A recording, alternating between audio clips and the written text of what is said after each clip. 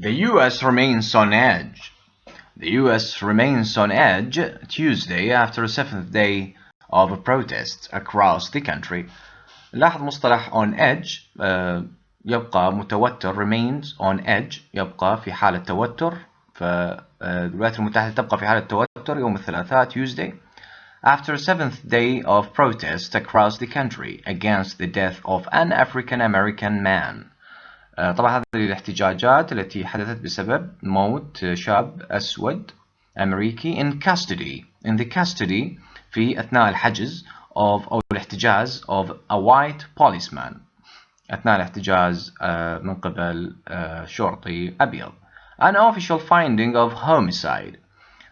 لاحظ نتائج رسمية توصلت إلى أنه جريمة قتل homicide جريمة قتل متعمدة has been announced تم إعلانها in the death of George Floyd أدت إلى موت George Floyd who died last week الذي مات في الأسبوع السابق after a white officer Derek Chauvin kneeled on his neck بعد ما قام الضابط الأبيض الذي يسمى اسمه يعني Derek Chauvin kneeled on his neck يعني وضع ركبته على رقبة الأسود for more than 8 minutes لمدة 8 دقائق while he was pinned to the ground يعني أثناء حصره أو تقييده على الأرض in handcuffs بالأصفاد handcuffs أصفاد and pleading وكان يلتمس أو يتوسل that he could not breathe أنه كان لم يستطع التنفس.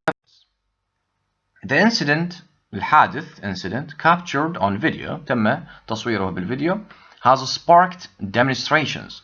sparkنا شرارة has sparked demonstrations يعني أشعل شرارة التظاهرات in dozens of American cities في عشرات من المدن الأمريكية dozens عشرات من المدن الأمريكية the most widespread outbreak of civil unrest in decades. طبعا يعتبر اندلاع للتوترات المدنية الأكثر انتشارا منذ عقود after protest and violent outbreaks بعد الاحتجاجات والاندلاع ما يسمى outbreak اندلاع احتجاجات عنيفة near the White House قرب البيت الأبيض on Sunday يوم الأحد President Donald Trump threatened in Rose Garden address Monday to deploy US military troops.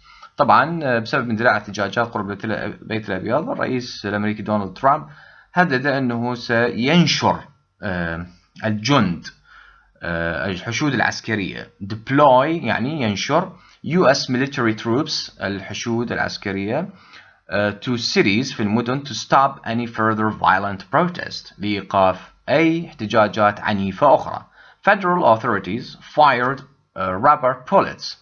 السلطات الفيدرالية أطلقت رصاصات مطاطية rubber bullets رصاصات مطاطية and tear gas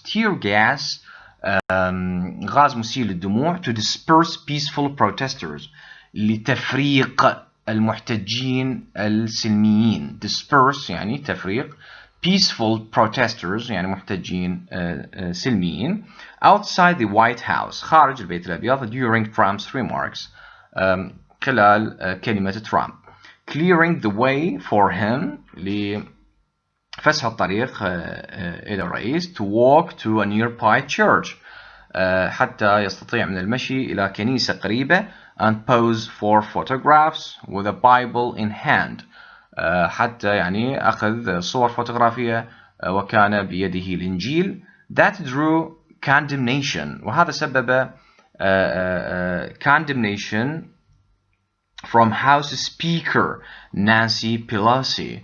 طبعا هذا ولد انتقاد من قبل رئيسة مجلس النواب الأمريكي and Senate Democratic leader Charles Schumer.